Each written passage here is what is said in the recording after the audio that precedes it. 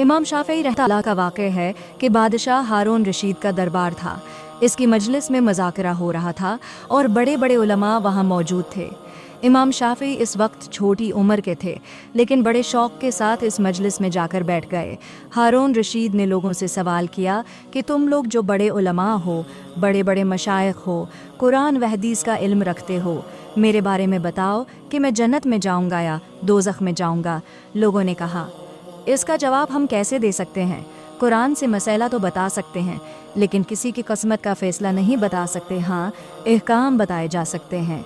ज़िंदगी में इंसान को किस रंग से, किस ढंग से रहना चाहिए, अल्लाह ताला किस चीज़ से राज़ी होता है और किस से नाराज़ होता है, ये तो बता सकते हैं। लेकिन ये सवाल कि एक आदमी जन्नत में जाएगा या दोज़ख में जाएगा, ये तो गैब की बात है। किसी इंसान के बारे में कुरान व हदीस का जानने वाला गैब की बात कैसे बयान कर सकता है? इमाम शाफ़ी जो अभी 9 उम्र थे, उन्होंने अर्ज़ किया कि हुजूर, अगर इजाज़त हो तो मैं उसका जवाब दे सकता हूँ। बादशाह ने कहा कि ज़रूर दीजिए। अल्लाह ताला ने इमाम शाफ़ी को बड़ी बसीरत और फ़िरासत से नवाजा था। इमाम शाफ़ी ने कहा कि हुजूर, आप तो सवाल करने वाले हैं और मैं जवाब देने वाला हूँ।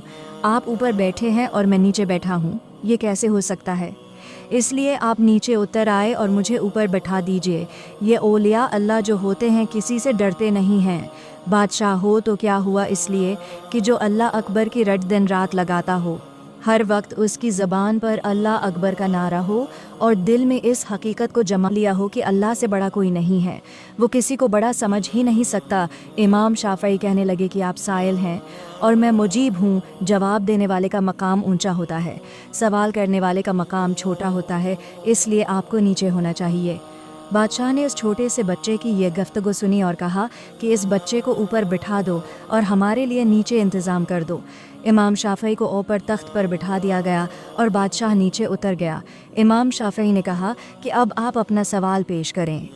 जब सवाल पेश किया तो इमाम शाफ़ी ने कहा कि मैं एक सवाल आपसे करता हूँ, आप बताएं कि क्या ज़िंदगी में कभी ऐसा हुआ है कि अल्लाह के खौफ से आप गुनाहों से बच गए हों और वहाँ गुनाह करने से कोई चीज़ रुकने वाली भी ना हो, जो जी चाहे आप कर सकते हो, लेकिन महज अल्लाह के खौफ और डर की वजह से आपने गुनाह को छोड़ दिया हो?